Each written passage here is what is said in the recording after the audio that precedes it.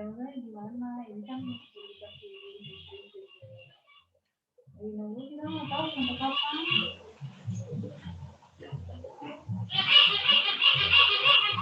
Assalamualaikum warahmatullahi wabarakatuh. Pada kesempatan kali ini kita akan melanjutkan materi dari pekan sebelum-sebelumnya ya. Jadi untuk pertemuan kali ini kita akan membahas mengenai atom, molekul, dan senyawa. Sebelumnya saya mau mohon maaf karena kondisinya di rumah sedang mati lampu sehingga ini menggunakan fasilitas umum di daerah rumah. Jadi mohon maaf banyak suara yang masuk ya. Oke, kita akan mengulas mengenai atom, molekul, dan senyawa. Baik, untuk outline-nya, ini kita pada pertemuan kali ini akan membahas mengenai wujud zat, kemudian proses kimia dan fisika, kemudian kita akan masuk ke teori atom klasik, kemudian molekul, ion, dan senyawa. Untuk yang pertama, kita sering tahu ya, memahami mengenai wujud zat, tapi sebenarnya ada berapa sih wujud zat itu? Nah, jadi wujud zat itu ada disimbolkan menjadi 4 ya. Jadi ada yang solid, kemudian ada yang aqueous, kemudian ada yang liquid, kemudian ada yang gas. Solid berarti dia kan padatan. Aqueous adalah larutan. Artinya larutan bedanya dengan cairan itu seperti apa? Kalau larutan kondisinya dia itu adalah campuran. Nah, sedangkan kalau cairan, dia dari awalnya adalah murni berupa cairan, seperti air. Makanya air itu disebut sebagai liquid, bukan aqueous. Sedangkan kalau ada misalkan melarutkan garam, nah garam ditambahkan dengan air, nah itu disebut sebagai larutan garam, bukan cairan garam. Kecuali kalau memang ada padatan garam, kemudian dilelehkan. Nah, itu baru bisa disebut sebagai cairan. Kemudian yang selanjutnya adalah gas. Nah, simbolnya kalian sudah pada mafhum ya.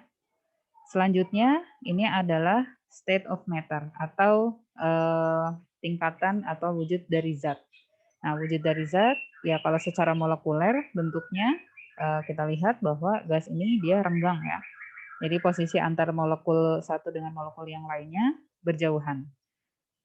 Kemudian liquid cairan dia dalam keadaan dekat itu ya. Walaupun dia masih punya keterikatan tapi tidak terlalu intens. Nah, sedangkan padat dia rigid bentuknya. Baik, nah ini gambarannya ya kurang lebih. Jadi untuk yang padatan, ini sebenarnya molekul-molekulnya dia tersusun sangat rapat gitu ya. Walaupun dia dalam keadaan rapat, tapi sebenarnya dia bukan berarti diam. Dia tetap masih bergerak, hanya saja pergerakannya itu sangat kecil. Nah, sehingga ciri kalau benda atau benda padat itu dia molekul-molekulnya bisa bergerak adalah ketika diketuk pasti akan memberikan getaran tertentu di ujungnya. Nah, itu ya.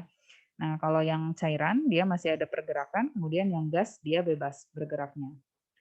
Nah, ini yang sering kita ketahui ya. Jadi wujud zat itu ada padatan, cairan, dan gas. Padahal ini yang terbaru ada yang disebut sebagai plasma. Nah, bagaimana bisa membentuk plasma? Ini awal mulanya kan dari padatan. Nah, dari padatan ini dia dipanaskan, kemudian dia meleleh menjadi cair. Ya, ibaratnya kayak air gitu ya. Es, kemudian dia dipanaskan, dinaikkan suhunya. Nah, sehingga dia menjadi leleh. Nah, lelehan tersebut terus dipanaskan, sehingga nantinya dia akan menguap. Nah, jika dalam keadaan yang vakum, uap tersebut terus dipanaskan, nantinya dia akan seperti ini, gitu ya, plasma. Kenapa? Karena akhirnya nanti akan terlepas ion-ionnya, gitu ya, elektron-elektronnya dia akan lepas. Nah, makanya plasma itu disebut juga sebagai gas yang bermuatan. Nah, ilustrasinya seperti gambar ini, gitu ya.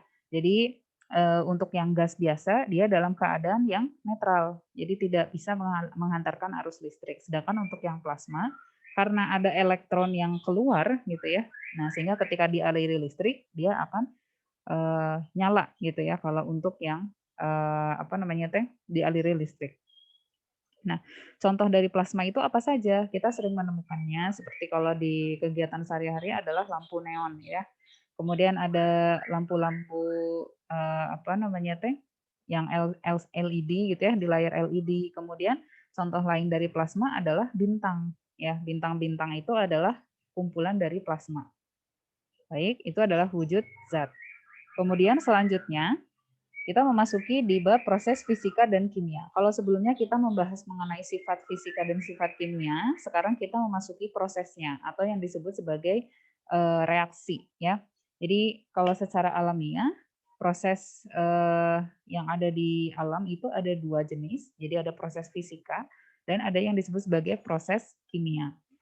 Nah, secara detail proses fisika atau proses fisis ini kan dia sebenarnya ketika A ditambah B, reaksi ditambahkan, nantinya produknya hanya akan bercampur saja produk A dan B. Bercampur menjadi produk AB. Nah, ini nantinya akan mudah dipisahkan secara fisis, ya. Seperti apa? Disaring saja itu kan langsung bisa ya. Nah, intinya dari proses fisika dia tidak menghasilkan zat baru.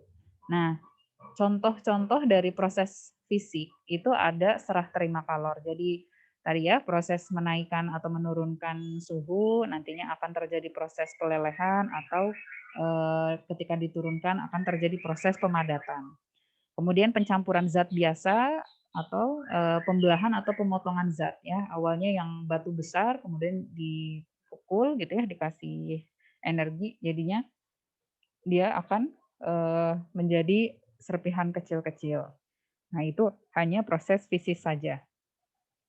Nah, kemudian apa bedanya dengan yang kimia? Nah, untuk proses kimia atau sering kita sebut sebagai reaksi kimia, ketika zat A ditambah zat B, maka bukan lagi AB yang dihasilkan, tapi akan dihasilkan C dan D. Artinya apa? Suatu zat yang baru. Jadi zat yang sebelumnya ya sudah tidak ada, gitu ya. Nah, contohnya kayak apa? Misalnya ada logam natrium, ya, logam natrium yang awalnya dia berupa padatan, warnanya silver, kemudian ditambahkan dengan gas klorida. Awalnya dia berupa gas dan dia warnanya adalah kekuningan. Nah, ketika dicampurkan keduanya mengalami suatu reaksi kimia, ending yang diperoleh adalah suatu lelehan NaCl, ya. NaCl seperti yang kita ketahui, kalau dalam keadaan lelehannya kan dia tidak berwarna ya. Nah, tidak berwarna ya, jadi colorless gitu ya, bukan bening tapi colorless, tidak berwarna dan juga tidak berbau gitu. Berbeda dengan zat-zat penyusunnya. Nah, itulah yang disebut sebagai reaksi kimia. Nah, artinya apa? Menghasilkan senyawa yang baru. Nah, cirinya dari pembentukan senyawa yang baru ini adalah terbentuknya gas ya. Terbentuknya gas, kemudian adanya endapan, kemudian adanya perubahan warna, kemudian adanya perubahan suhu. Untuk yang terbentuknya gas, ini awalnya memang bukan karena kalor ya, kayak kita lagi ngedidihin air, kemudian jadi blubuk-blubuk gitu ya, ada gas. Bukan seperti itu, tapi memang awal mulanya tidak ada gas sama sekali gitu ya. Nah, ketika direaksikan, muncul gas dari sana. Jadi terlepas gasnya. Nah, seperti apa contohnya? Seperti halnya ketika kalian ingin apa NaN2CO3 gitu ya dilarutkan di dalam air, ya nantinya akan membebaskan CO2-nya ya. Awalnya CO2-nya masih berupa karbonat, bukan CO2. Tapi karena ada suatu reaksi kimia akhirnya lepas. Nah, kemudian yang selanjutnya adalah terbentuknya endapan. Nah, ini adalah ada beberapa contoh-contoh dari zat-zat yang mengalami pembentukan endapan ketika direaksikan. Jadi ini ada endapan Pb, Cd, kemudian Ni, kemudian Al, ya. Nah, kemudian terjadinya perubahan warna. Nah, perubahan warna ini awal mulanya reaksi-reaksinya memiliki warna yang berbeda, tapi ketika dicampurkan akan menghasilkan warna yang baru. Jadi seperti itu. Kemudian adanya perubahan suhu. Nah, perubahan suhu ini bukan karena naik gitu ya, dinaikkan sengaja oleh kita suhunya naik, tapi karena memang ketika kedua zat dicampurkan akan melepaskan atau menerima kalor. Jadi terjadi proses eksoterm atau endoterm. Nah, contohnya di sini adalah logam natrium. Logam natrium ketika ditambahkan dengan air, dimasukkan ke dalam air, dia nantinya akan apa namanya teh? Dia akan menghasilkan percikan api, ya. Seperti itu. Nah, itu adalah proses kimia.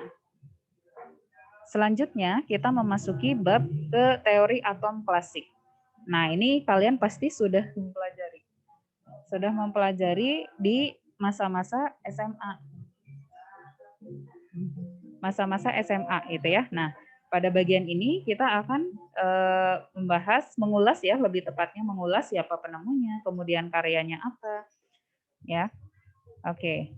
Yang pertama, nah, jadi untuk teori atom gitu ya, teori atom ini sekitar 15 abad yang lalu sebelum Masehi, Demokritus, yaitu dia seorang filsuf Yunani, menstatementkan bahwa semua materi terdiri atas zat yang sangat kecil berupa partikel yang tidak dapat dibagi lagi. Nah, kita sering mendengarnya itu adalah atom ya. Berasal dari bahasa Yunani. Jadi A tidak, tomos terbagi, artinya tidak dapat terbagi lagi, gitu ya. Nah, ini sebenarnya ada beririsan dengan ilmuwan Muslim, gitu. Jadi silahkan kalian cari tahu, gitu ya, bahwa ilmuwan Muslim juga sebelumnya pernah menemukan gitu terkait atom ini. Makanya di dalam Al-Quran ada yang disebut sebagai sebesar zarroh. Zarroh itu diibaratkan sebagai atom. Nah, salah satu ilmuwan Muslim itu adalah Jabir Ibnu Hayyan ya. Nah, silahkan kalian sebagai seorang ilmuwan Muslim ya nantinya cari tahu tentang itu. Nah, yang selanjutnya teori atom Dalton ini dia sebagai inisiator gitu ya. Jadi pada saat itu ketika tahun 1800-an, Dalton ini sebagai seorang ilmuwan, kimiawan dan seorang guru SMA memiliki ketertarikan khusus terhadap atom gitu ya yang sebelumnya telah ditemukan. Bukan berarti setelah masanya Demokritus tidak ada ilmuwan lain, tapi ada ilmuwan-ilmuwan lainnya sehingga menghantarkan pemahaman yang diacu oleh Dalton ini. Nah, Dalton ini dia sebagai awal mula kimia modern ya. Nah, beliau menstatementkan bahwa semua materi ini terdiri atas partikel kecil yang tidak dapat dibagi lagi, yang disebut sebagai atom. Nah, sebenarnya statement yang pertama ini, ya ilmuwan-ilmuwan lain juga sudah menyatakan seperti itu. Beliau hanya memperkuat ya. Kemudian statement selanjutnya adalah atom dari unsur yang sama ini akan identik. Maksudnya apa? Nah, jadi ketika suatu unsur dia tersusun dari atom-atom. Nah, pasti akan memiliki sifat yang identik. Seperti apa sifatnya? Nah, masanya, kemudian reaktivitasnya, ukurannya juga pasti akan sama karena sumbernya juga sama kan ya. Nah, kemudian yang selanjutnya adalah senyawa terdiri atas atom-atom dari unsur yang berbeda yang tergabung dengan perbandingan bilangan bulat yang sederhana. Nah, jadi kalau membentuk suatu senyawa, senyawa itu sebenarnya terdiri dari atom-atom. Kan tadi ya susunannya adalah atom dulu yang menyusun unsur. Nah, unsur itu kayak unsur AU. Kan tidak mungkin isinya hanya satu atom AU. Ya, atom emas gitu. Tapi banyak gitu ya atom-atomnya yang menyusun emas. Nah, emas ini yang nantinya akan bereaksi dengan yang lain sehingga berikatan membentuk suatu senyawa. Nah, tergabungnya si unsur-unsur tersebut ini akan membentuk suatu perbandingan bilangan bulat yang sederhana, ya. Nah, kemudian statement selanjutnya adalah reaksi kimia ini tidak diciptakan atau dihilangkan ya. Jadi hukum kekekalan energi. Nah, ini beliau dengan dulu elemen-elemen awal, ya unsur-unsur yang masih awal. Nah, kemudian Dalton sendiri dia membangun statement tadi, pernyataan tadi ini karena adanya acuan ya referensi dari ilmuwan-ilmuwan sebelumnya yaitu ada Proust, kemudian ada Lavoisier. Jadi dari statement perbandingan tetap, hukum kelipatan perbandingan dan hukum kekekalan massa. Nah, selanjutnya struktur atom ya. Jadi ketika pada masa itu masih diterima di kalangan akademisi gitu ya, tapi beberapa puluh tahun kemudian ilmu pengetahuan terus maju. Nah, sehingga para ilmuwan makin mendalami terkait atom. Nah, sehingga mulai di tahun 1850-an, ini awal abad 21, serangkaian penelitian menemukan partikel subatomik atom. Nah, Kenapa dinamainya subatomik? Karena memang atom ada subnya lagi gitu ya. Nah, ini yang disebut sebagai elektron, proton, dan neutron. Nah, awal mulanya yang ditemukan adalah elektron terlebih dahulu. Nah, ini diinisiasi karena adanya penelitian atau penemuan berkaitan dengan radioaktivitas gitu ya. Jadi ini anak-anak fisika pasti mengenal ya terkait radioaktivitas. Jadi kita memang sangat beririsan. Nah, ini diinisiasi oleh Antoine Becquerel. Ini sebenarnya dia seniornya dari Marie Curie ya, sama Pierre Curie. Nah, jadi Antoine Becquerel ini dia memperoleh hadiah Nobel di bidang fisika untuk penemuan radioaktivitas dari uranium. Nah, ini sebenarnya prinsipnya sederhana ya dari radioaktivitas ini. Jadi dari suatu logam, nah setiap logam itu pasti akan memancarkan radiasinya. Nah, pancaran radiasinya itu memiliki rentang gelombang elektromagnetik yang berbeda-beda gitu. Nah, ini pada saat itu penemuan dari radioaktivitas ini menggunakan tabung sinar katoda ya. Tabung sinar katoda ini penggambarannya seperti ini. Jadi ada suatu tabung yang di dalamnya ada kutub positif dan kutub negatif. Ada anoda dan katodanya. Kemudian dari sana radiasi dari si logam diteruskan ya di dalam tabung tersebut sehingga nantinya akan terlihat dia akan terjadi pembelokan, lurus atau seperti apa. Nah, sehingga dari sana kita kan bisa tahu ya, apakah radiasi tersebut dari logam ini bermuatan atau tidak. Nah, inilah yang diteruskan oleh J.J. Thomson. Nah, jadi J.J. Thomson pada saat itu memperoleh acuan gitu ya dari penelitiannya Antoine Becquerel tadi. Jadi dia menguji coba untuk beberapa logam ya. Maaf, dia menguji coba untuk sinar ya, sinar tertentu. Nah, jadi dia mencoba melewatkan suatu sinar dan sinar tersebut ini ya, jadi dipengaruhi, ada yang tidak dipengaruhi oleh apapun, maka sinar tersebut ya lurus saja gitu ya, tidak ada terjadi suatu proses yang signifikan.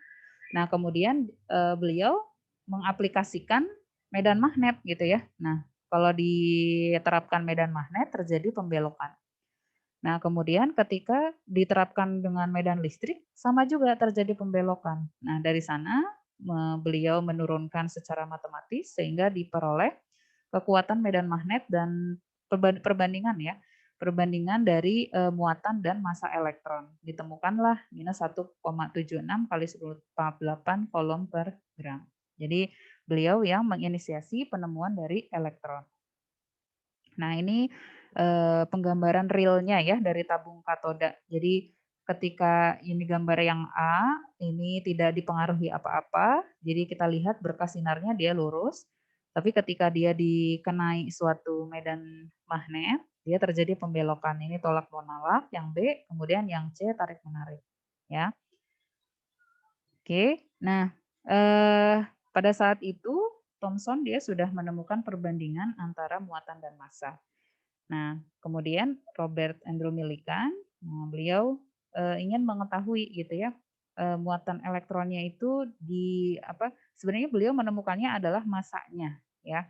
Jadi beliau menggunakan risetnya yaitu dengan menyemprotkan suatu cairan tertentu ke dalam suatu wadah khusus yang dimana di sana bisa disinari oleh sinar X. Nah, dari sana beliau bisa melihat, bisa menentukan berapa sih sebenarnya muatannya gitu ya. Muatan dari satu atomnya gitu. Tentunya dengan alat khusus. Nah, kemudian beliau memperoleh elektronnya dia muatannya minus 1,6022 kali 10⁻⁻19 coulomb. Nah, karena Thomson sudah menemukan perbandingan massa muatan per massa, nah beliau Andrew Millikan menemukan muatan, maka diperoleh massa dari elektron itu adalah 9,10 kali 10⁻⁻28 kg. Ya, jadi kalau dibandingkan ya sangat-sangat kecil gitu ya, sangat kecil sekali untuk elektron. Nah, kemudian ya tidak berhenti kan ya sampai di sana masih terus berlanjut. Kalau tadi elektron, nah sekarang bertahap, yaitu penemuan proton. Nah, ini yang sering kita kenal gitu ya di masa-masa SMA, model atomnya Thomson adalah seperti halnya roti kismis. Coba kalau dia orang Sunda mungkin onde-onde merenangnya. Nah, ini. Oke. Nah, kemudian yang selanjutnya adalah penemuan dari Rutherford gitu ya. Jadi dia menemukan proton. Nah, awal mulanya dia menembaki ini apa namanya teh lembaran tipis emas ya. Jadi si emas ini ditembak menggunakan partikel alfa ya. Jadi dari penembakan tersebut ternyata terdeteksi bahwa ada yang dipantulkan kembali radiasinya, ada yang diteruskan, kemudian ada yang dibelokkan gitu. Ya, jadi dari sini beliau berasumsi bahwa ada suatu esensi di dalam lembaran tipis AU atau emas ini yang mempengaruhi dari ini jalannya transisi jalannya dari radiasi partikel alfa tadi. Nah, sehingga beliau menyimpulkan bahwa di tengah-tengah dari atom ini ada suatu esensi yang membuat sinar ini, partikel alfa ini berbelok. Karena kan partikel alfa dia muatannya positif ya.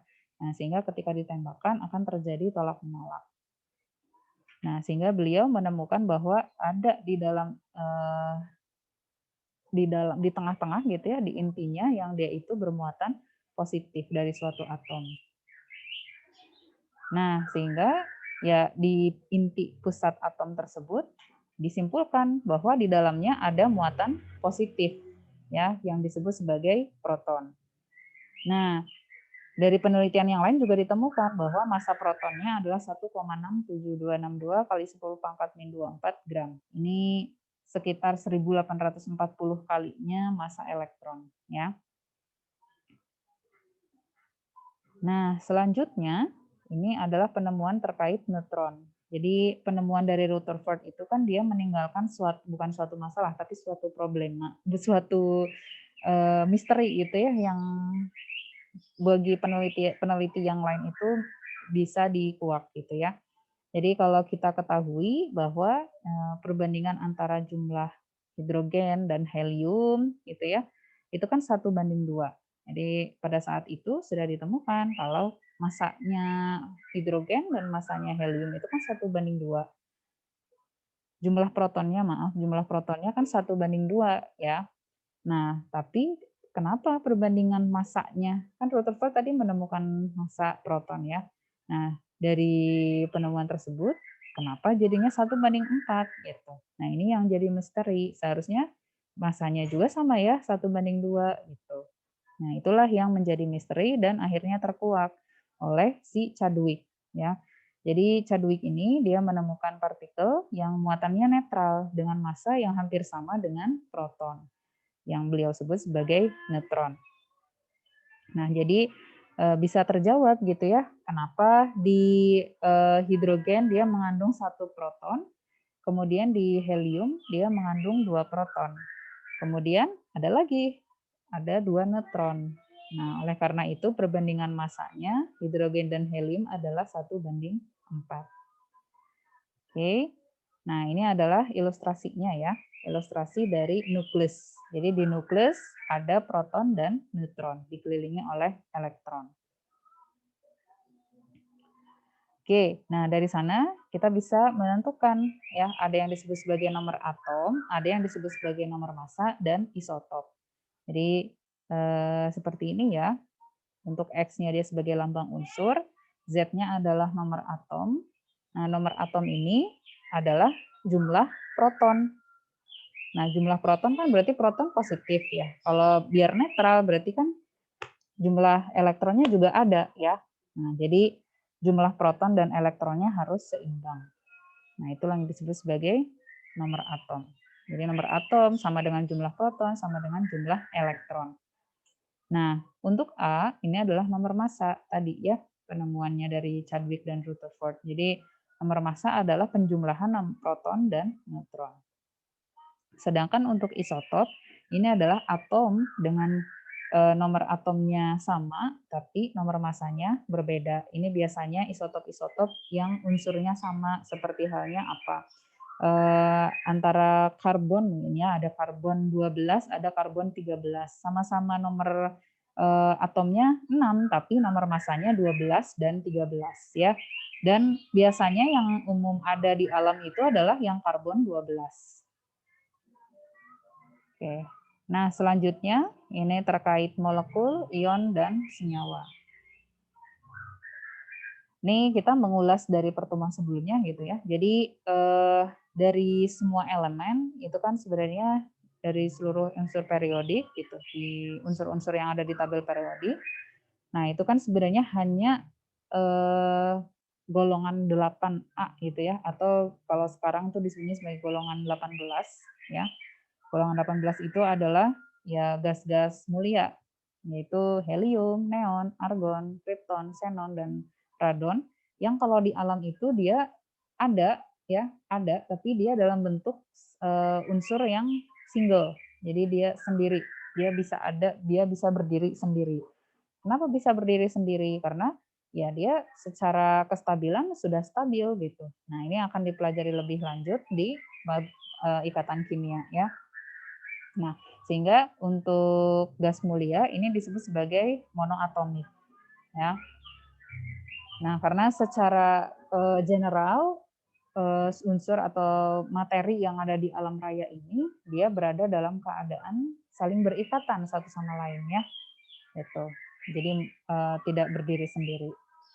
Nah, baik untuk yang molekul, nah molekul ini biasanya dia agregat yaitu kumpulan gitu ya yang terdiri dari minimal 2 atom ya. 2 atom yang tersusun dan terikat dengan energi kimia atau disebut sebagai ikatan kimia.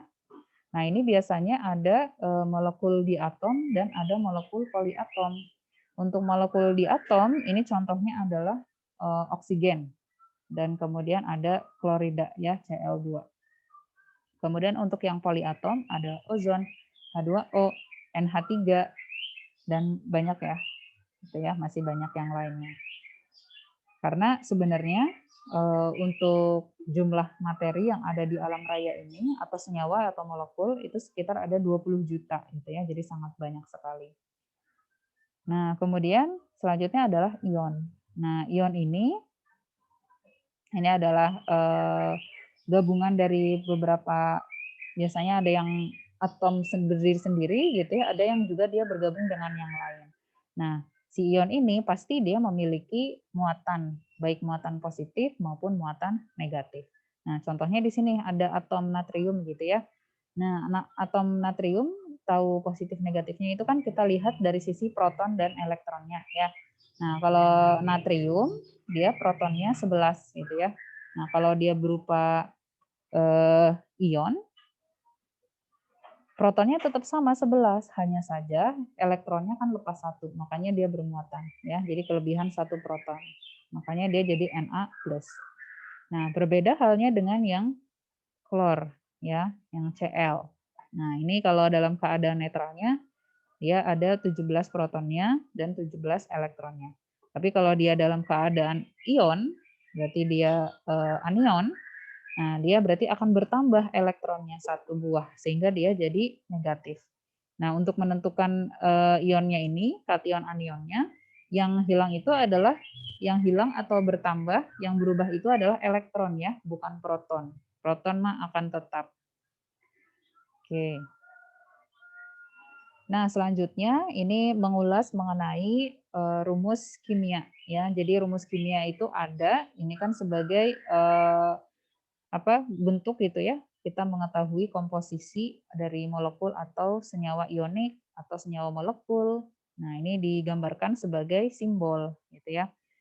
Nah, jadi unsur-unsur ini selain rumus kimia ini kan dia merepresentasikan unsurnya apa saja yang ada dalam suatu senyawa dan juga berapa rasionya atau perbandingannya, gitu ya. Jadi kita bisa tahu dari rumus kimia.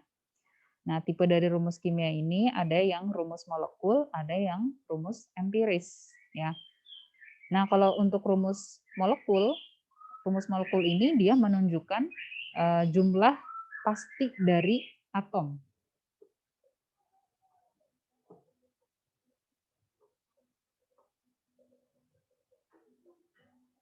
Lah, kenapa mati?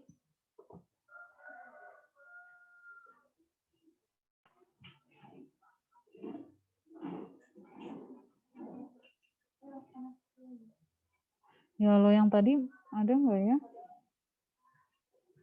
Coba dulu ya. Ini apa namanya? Meeting dulu. Jadi saya masih ada.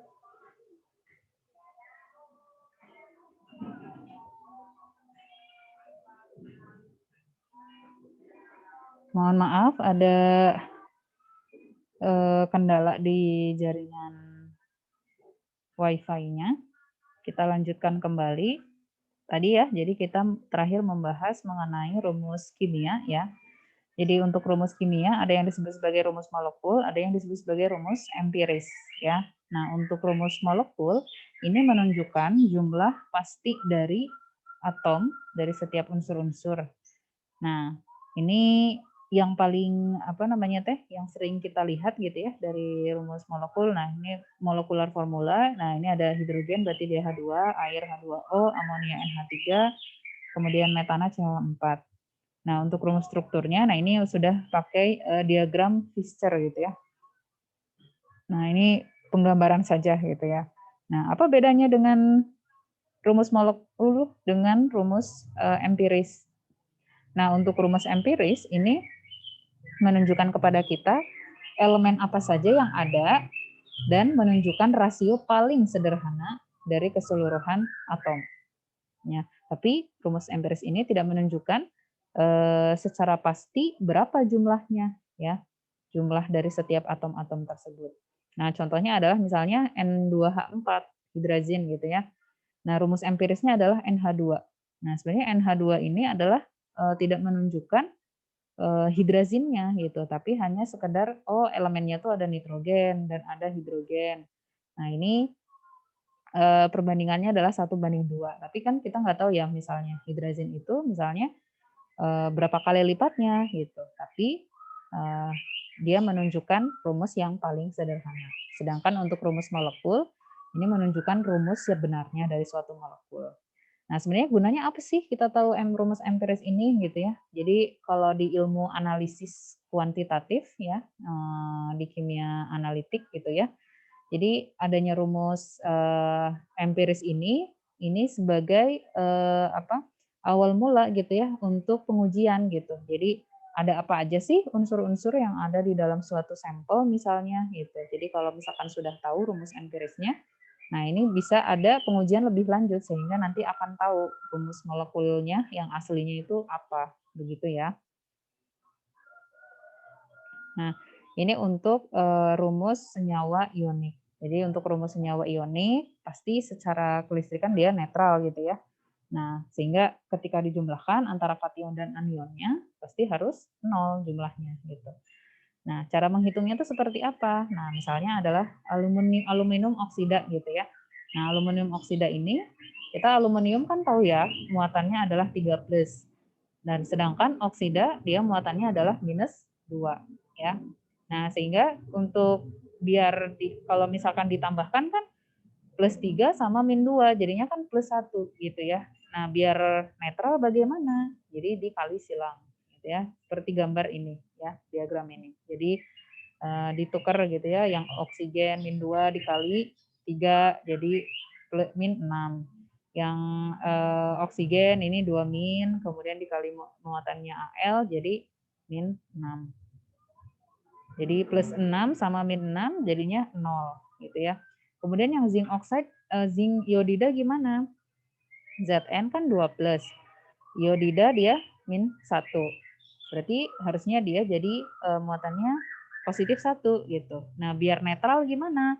Tinggal dikali silang saja gitu ya. Jadi zinc dia kali 1, iodidanya kali 2 sehingga nanti jadi +2 ditambah -2. Jadinya 0. Sama juga dengan potasium bromida. Potasium itu adalah K ya, unsurnya, simbolnya. Jadi K+, gitu ya, ditambah bromida. Bromida kan Br min gitu ya. Jadi karena sama-sama satu, jadi habis pas ya. Itu adalah untuk formula of ionic compound. Nah, selanjutnya adalah penamaan kimia gitu ya. Jadi untuk penamaan sendiri ini saya kategorikan menjadi dua. Jadi ada yang senyawa inorganik atau senyawa anorganik dan senyawa organik. Nah, untuk senyawa anorganik ini terdiri dari senyawa ionik, kemudian ada senyawa molekul, kemudian ada asam basa, kemudian ada hidrat. Nah, untuk senyawa organik ini biasanya kan ada karbon ya, ada karbon yang dia tuh terikat atau bercampur dengan unsur-unsur biasanya adalah hidrogen, oksigen, nitrogen, dan sulfur. Oke, baik untuk pada praktikum pada kimia umum ini tidak akan terlalu jauh ditekankan terhadap penamaan senyawa organik ya, tapi di senyawa anorganiknya. Baik, untuk yang senyawa ini ada terdiri dari dua ya, ada senyawa ionik dan ada senyawa molekul ya. Jadi untuk senyawa ionik tadi yang pasti dia bermuatan gitu ya. Jadi ada kation, ada anion. Nah, biasanya untuk senyawa yang ionik umumnya itu dia adalah terdiri berikatan antara logam dengan non logam ya. Nah, contoh-contoh dari ikatan ionik ini biasanya adalah logam dari alkali, kemudian alkali tanah, kemudian transisi gitu ya kalau di tabel periodik. Nah, ini ada beberapa contohnya. Nah, untuk penamaannya sendiri yang dinamakan terlebih dahulu adalah dari logamnya dulu ya diberi nama.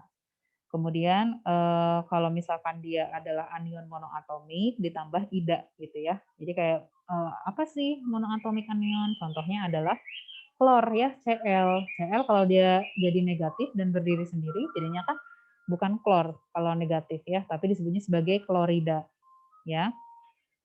Oke, kemudian untuk yang anion, nah untuk yang anion nanti ada tabel anion poliatomik, ada tabel khusus. Nah, kemudian untuk yang kation yang dia itu memiliki lebih dari satu muatan, ya.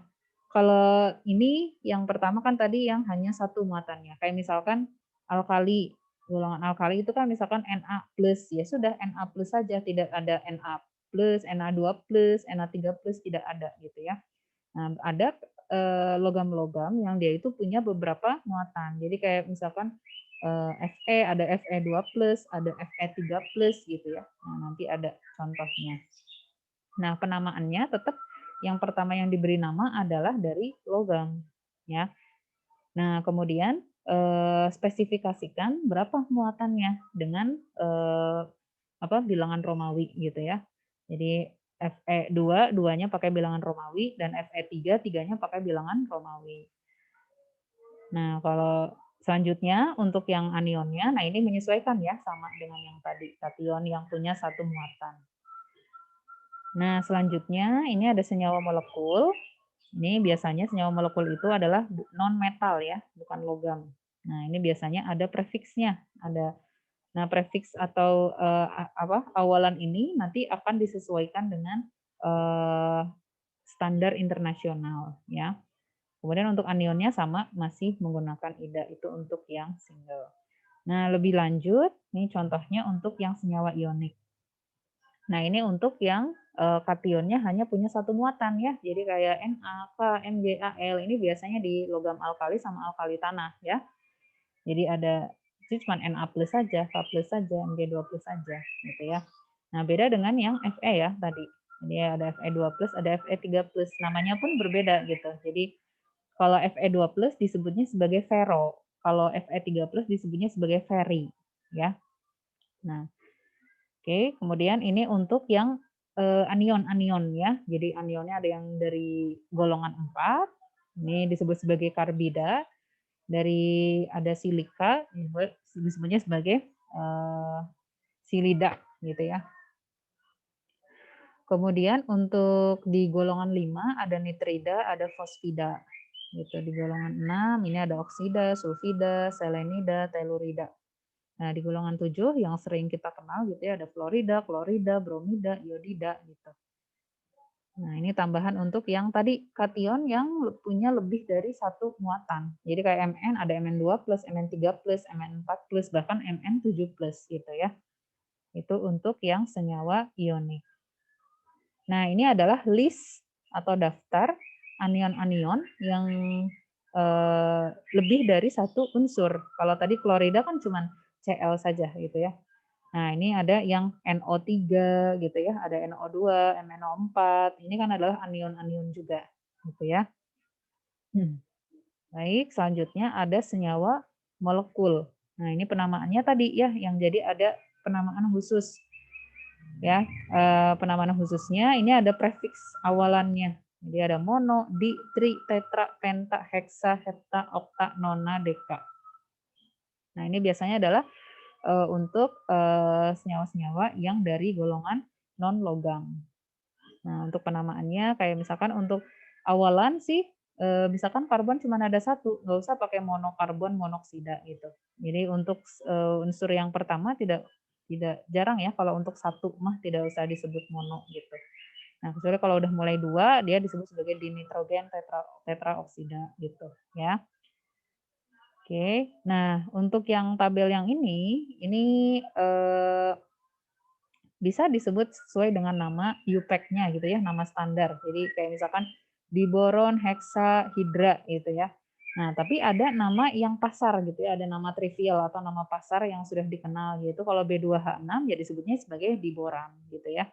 CH4 ini nggak disebut jadi karbon tetrahidra gitu ya, tapi disebut sebagai metana gitu. Jadi ada beberapa yang memang sudah ada nama pasarnya atau yang sering sudah mengenal.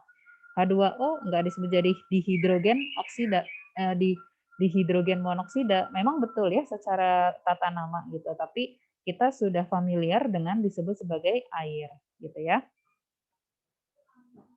Oke, selanjutnya ini adalah untuk asam dan basa. Jadi nanti ada pertemuan khusus mengenai klasifikasi asam dan basa. Tapi secara general asam dan basa, asam itu adalah spesies yang di dalam air melepaskan H+, sedangkan basa itu yang melepaskan OH- kebalikannya gitu ya. Nah, ini adalah beberapa contoh asam asam atau basa yang sering dikenal gitu ya. Nah, ini ada pengecualian untuk HCl. Jadi HCl kalau ini disesuaikan dengan state of matter gitu ya, dengan kondisi wujud zatnya. Jadi kalau HCl dia dalam keadaan gas, ini disebutnya sebagai hidrogen klorida. Tapi kalau dalam keadaan larutan disebutnya sebagai asam klorida, gitu ya. Oke, selanjutnya ini adalah hidrat. Jadi hidrat itu biasanya adalah air kristal yang ter-attach gitu ya, terbawa, bukan terbawa, tapi memang dia terikat di dalam molekul suatu senyawa. Jadi, nah ini ada beberapa listnya gitu ya. Jadi biasanya cirinya adalah ada H2O, berapa X H2O gitu ya dari senyawa gitu. Nah, ini misalnya BaCl2 titik 2H2O. Nah, 2H2O ini adalah disebut sebagai hidrat ya, air terhidrat. Nah, contoh realnya yang sering kita mungkin temui gitu ya. Jadi ada CW4 tembaga sulfat. Ini ada dua buah gitu ya. Ini sama-sama tembaga sulfat. Yang kiri ini adalah kristal tembaga sulfat 5H2O. Jadi ada air terikat di dalamnya gitu. Nah, sedangkan yang kanan ini adalah CWSO4 anhidrat gitu. Jadi tanpa ada air, tanpa ada hidrat di sini. Sehingga dari sisi tampilan fisik juga berbeda ya. Itu untuk yang hidrat. Nah, selanjutnya ini adalah beberapa senyawa yang umum yang sering kita ketahui, ya, sering kita temui, maaf. Jadi kayak misalkan H2O air. Nah, ini kan tadi ya nama sistematisnya atau nama sesuai tata nama seperti ini gitu. Tapi kita sering mengenalnya adalah ya ini gitu ya yang di tengah. Kayak NaHCO3 ini adalah baking soda gitu ya. Nah, kemudian ini adalah pengenalan mengenai senyawa organik. Jadi senyawa organik saya yakin kalian semua sudah memperolehnya di tingkat sekolah menengah gitu ya. Jadi yang umum itu yang paling sederhana adalah hidrokarbon ya. Jadi alkana, metana, alkana, alkena, alkuna gitu ya. Nah, ini hanya sebatas pengenalan saja. Baik, ini ada dua contoh soal, bukan dua contoh, tapi dua buat latihan kalian ya, silahkan dikerjakan. Jadi silakan buat resume materi hari ini beserta mengerjakan soal latihannya. Terima kasih. Kita lanjutkan di forum diskusi di LMS. Wabillahi taufiq wal hidayah. Assalamualaikum warahmatullahi wabarakatuh.